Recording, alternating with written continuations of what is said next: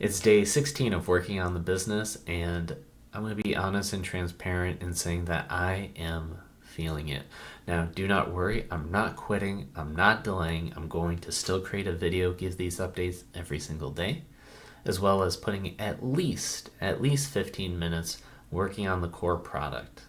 So if you like this consistency, please give me a like and subscribe. Helps keep me motivated. But in order to share what I'm going through, good for documenting and also sharing for your experience if you're wondering how that feels. I have the business aspect.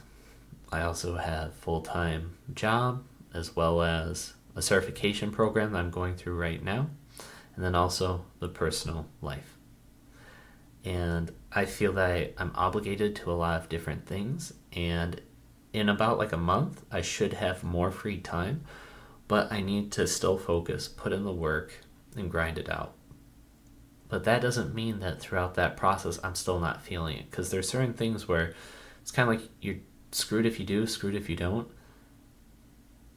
Sometimes I know that no matter if I put in 100% energy, I'm not going to get everything done.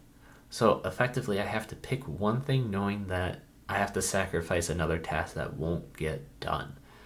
And still having to put forth that energy day in, day out, that can wind you down. Because as opposed to feeling like, oh, I'm ahead and now anything else is bonus, it's more like, oh, I have these obligations and I need to fulfill what I said or what I promised or what's happening. And as a result, you want to have certain time where you're like, you know what, I just want a few days off to recharge and not worry about it. Which maybe that is an option on the table, but it is not going to solve the solution. It's just going to delay it and just add on more. So I'm just putting in the work, putting in the time. Today's technique that I implemented was don't think about the list of things that you need to do, just do it. Because if you think about it, you dwell on it, you're more likely to procrastinate on it. Versus, even though you don't have a great schedule, don't have everything figured out, you know certain core tasks that you need to do, let's get on that ASAP. And that's what I did. But again, by putting in all that energy, feeling a little bit drained at the moment. I know that I'm going to go to bed. I'm going to feel great the next day, and it'll give me still opportunities to find some wiggle room. And the core component, as I stated earlier, is probably knowing that despite if I were to play my hand perfectly, meaning if I invested all my time perfectly into doing every single task and chore, I'd still come up short. And that's still looming over my head. I'm learning how to deal with that, because then that does agitate me, bother me, because it's one thing if you're lazy and then you procrastinate and you don't get it done, you say, well, that's on me. Could have gotten it done, but eh. Versus, even if I do this, I'm improving. Can't say I'm doing like the best I can, because if you put in your full effort 100%, you can't put in 100% of your effort all the time. It's similar to like running and sprinting. You can only do that for a certain amount of time. So if somebody says, are you running your fastest? You're like, well, am I running for a very short distance or the long distance? Because it doesn't make sense to burn yourself out in the first minute while you have to still run for 30. You know what I'm saying?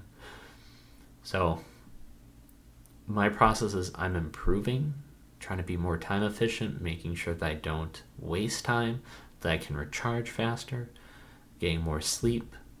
But it's still challenging because I need some time for myself to recharge, and I'm probably not giving myself that.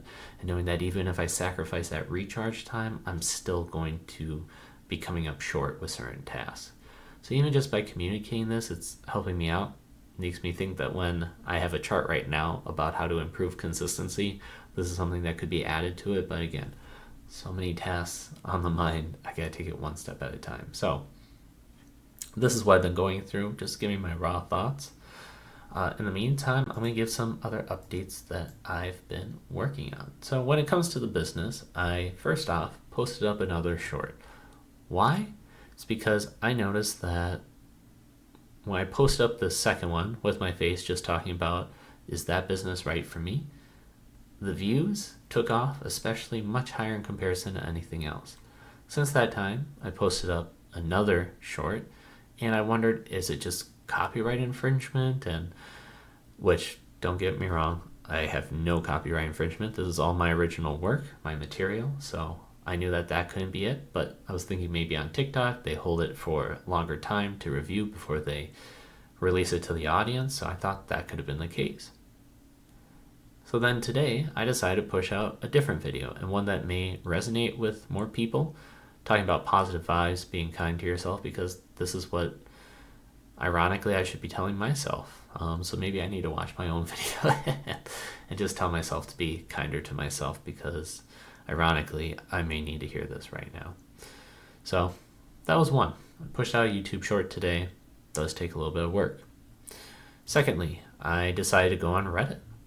That's right, because what I'm noticing is that with my videos, they're not getting as many views as I would like. And I know that with this, let's say, thumbnail right here, I was just low on time, so I just did whatever. I was like, all right, quick. I don't care if it's good, bad. And this is a part of the sacrifice where it's like I would love to put in more time and learn more about thumbnails, how to do it better. But when I'm scrapped for time, I still got to post, upload, and be consistent. And that may sacrifice some on quality. Nevertheless, with the views, not getting as many as I would hope, but it's not all about the views. But I like to see progress, as anybody would.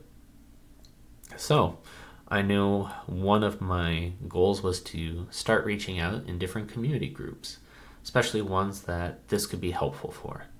So I know that Reddit is a community where there's a lot of communities out there. So that's what I did, and I joined two. One is digital journaling, and I thought, well, that greatly applies. So I wrote down a message right here, also a link to the channel asking for feedback, showing about flowcharting.